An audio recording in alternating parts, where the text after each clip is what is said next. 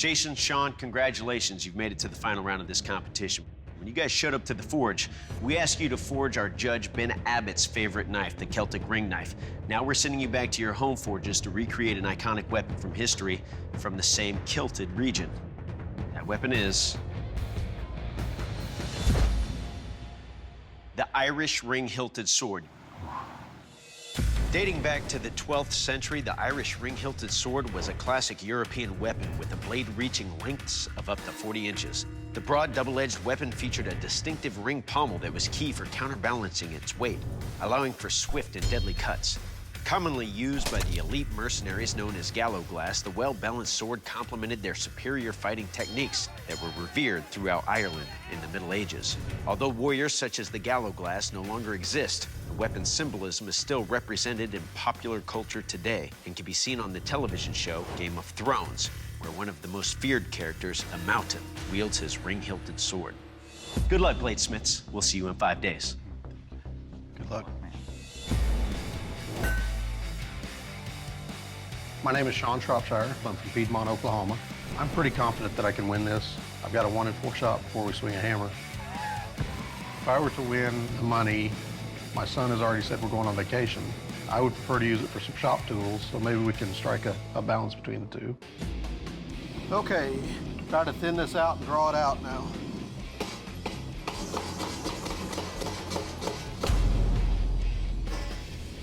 I'm going in for my first heat on the steel. I go to the power hammer within about 4 or 5 strikes. It stops on me.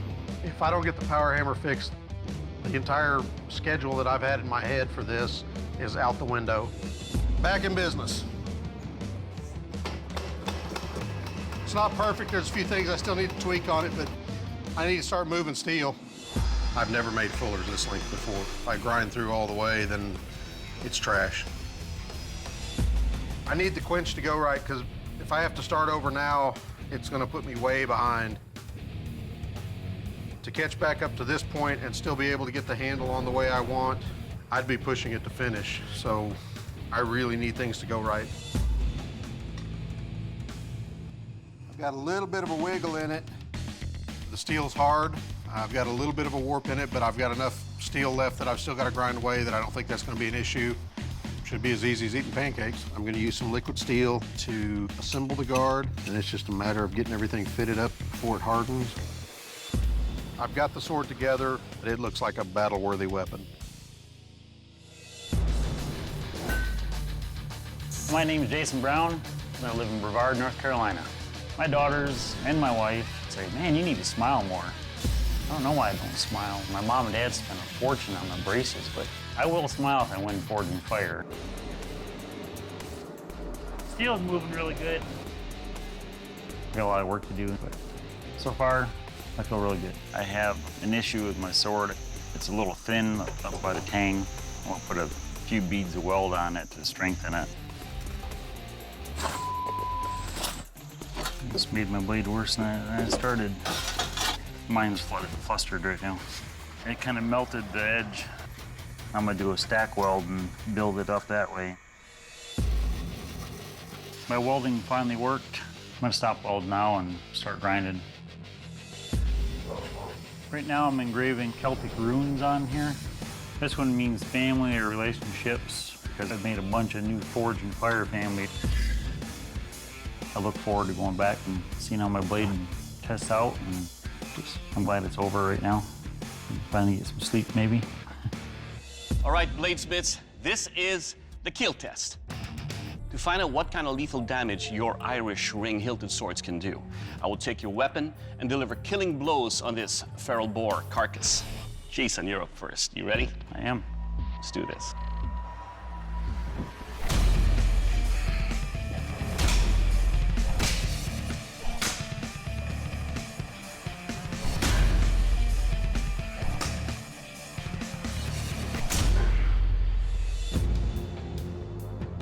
All right, Jason, first up, when I grab onto it, it feels good in the hand. It's a good fit. Now, swinging this is sweet.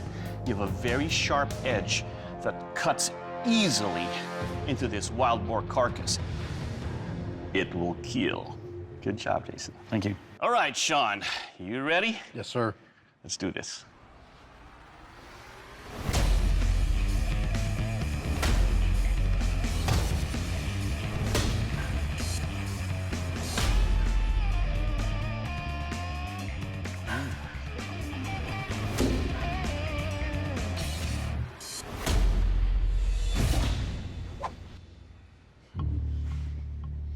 All right, Sean, let's talk about your weapon right here. First up, when I grabbed onto the handle, it's got a good feel to that.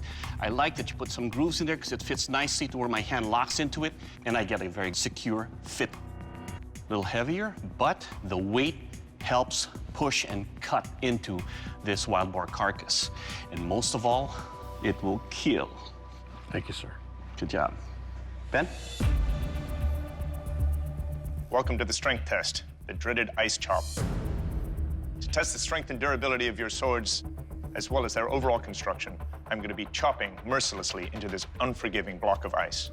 Remember, this test is all about what that ice does to your ring-hilted swords and not what your swords do to the ice. Jason, you're up first. You ready? Yeah, go ahead. Good.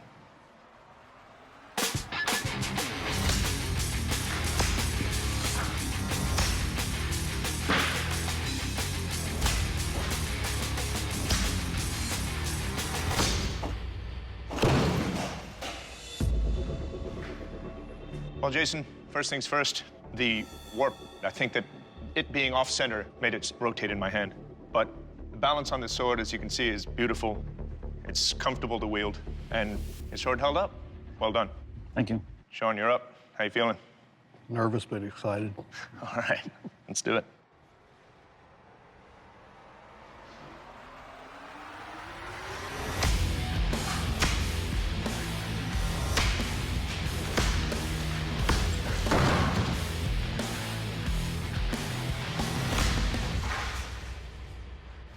Nice. Well, Sean, the weight on this is a little tip heavy. I would have liked a little bit more counterbalance on it, but that being said, it's still a lot of fun to swing. Your edge held up beautifully. Everything's right and tight. Well done. Thank you, sir. Next up is the sharpness test, and for that, I give you to Dave. Okay, gentlemen, now to test the sharpness of your blade, I'll be cutting through this sugar cane. I'll use both edges of your blade. Now, unlike the strength test, this is all about what your blades do to that target. We want to see those cuts nice and clean, not canes broken or pushed out of the way. Jason, you're up first. You ready?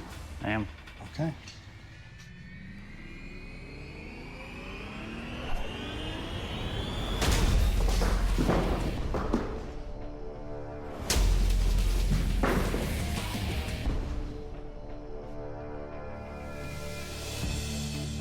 All right, Jason, your handle construction, you can see how square that is right there. When that was in my backhand cut, I actually got into those canes and then it rolled. Your tang is now kind of kicking off to one side. So that probably happened as that blade caught that last cane and yanked down. But definitely a sharp blade, really nice. Sean, you're up. Are you ready? Yes, sir. Okay.